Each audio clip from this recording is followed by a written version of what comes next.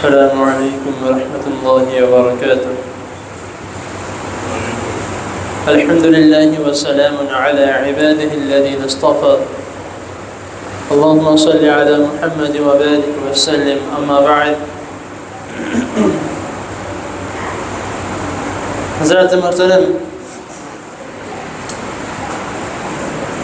ہم اپنے روزمرہ کی زندگی میں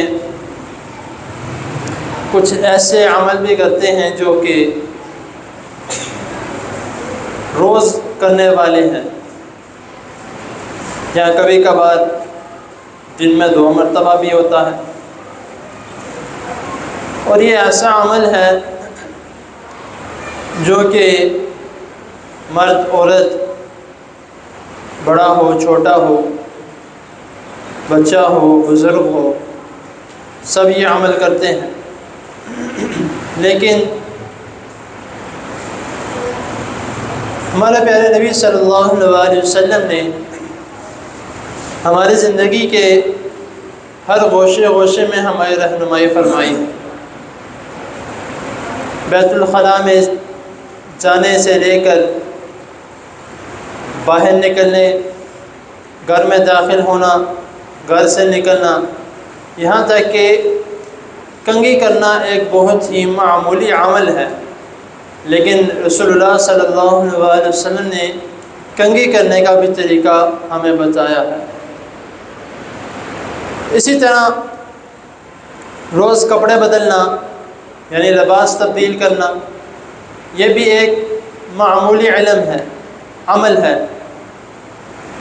کیونکہ ہر شخص جو ہے روز کپڑے بدلتا ہے، اپنے بچوں کے بدلتا ہے، لیکن رسول اللہ صلی اللہ علیہ وسلم نے لباس کے متعلق بھی ہمیں رہنمائی فرمائی ہے کہ لباس بدلنا ہے، نیا پہننا ہے تو کس طرح پہننا ہے، اگر روز جو پہنا جا رہا ہے وہ پہننا ہے تو کس طرح پہننا ہے، اس کے لیے کون سے کلمات کہنے ہیں یا کیا عمل کرنا ہے اور کس طرح کا لباس پہننا ہے۔ نبی کریم صلی اللہ علیہ وسلم نے ہر چھوٹے چھوٹے عمل میں ہماری رہنمائی فرمائی ہے کہ اگر یہ کرو گے تمہارے لیے غلط ہے، یہ کرو گے تمہارے لیے ٹھیک ہے۔ تو لیکن ہم نہ جانتے ہوئے، بے علمی میں ہم اکثر یہ عمل کر جاتے ہیں، اور وہ کہتے ہیں کہ یار کوئی نہیں، اس میں کون سی بری بات ہے۔ بری بات تو شاید ہماری نظر میں نہ ہو، لیکن اگر قرآن و حدیث کے مطابق نہ چلے تو یہ بہت بری بات ہے۔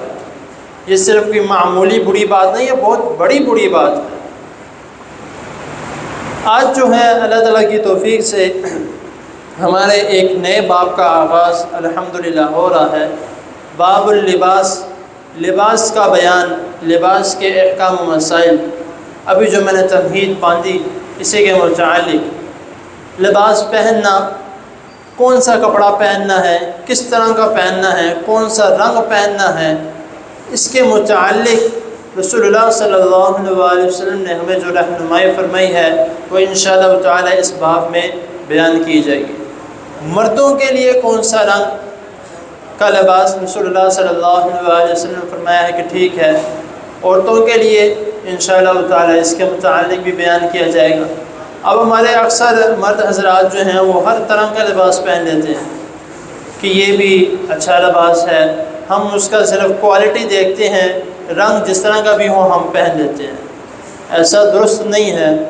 رنگ بھی جو نبی کریم صلی اللہ علیہ وسلم نے مردوں کے لیے مختص کیے، صرف اور صرف وہ پہننے ہمارے لیے لازم ہے۔ اگر دوسرا پہنیں گے تو گنہ گار ہے، اور صرف گنہ گار نہیں، حرام اور حلال کا ذریعہ ہے۔ اگر ہم غلط کپڑے پہنتے ہیں جس سے نبی کریم صلی اللہ علیہ وسلم نے منع فرمایا، وہ ہمارے لیے پہننا حرام ہے۔ بے شک آپ وہ پہن کے نماز پڑھیں، نمازیں بھی قبول نہیں ہیں، کیونکہ جب رسول اللہ صلی اللہ علیہ وسلم منع کر دیا کہ یہ تمہارے لیے ٹھیک نہیں ہے تو وہاں پہ بات خلاص ہو گئی۔ بے شک جتنا مرضی آپ بیٹھ کے ان کپڑوں میں دعائیں مانگتے رہیں، ذرا قطعاً قبول نہیں ہے۔ محدثین نے اس باب کو جو ہے، اور جو بلوغ المرام میں حافظ ابن حجر عسقلانی رحمہ اللہ نے اس باب کو جو ہے وہ کتاب الصلاۃ میں ذکر کیا ہے۔ اور انہوں نے اس باب کو یہاں پر بیان کرنے کا مقصد یہ بتایا ہے کہ لباس جو ہے وہ آپ کی عبادات کے لیے بہت معنی رکھتا ہے۔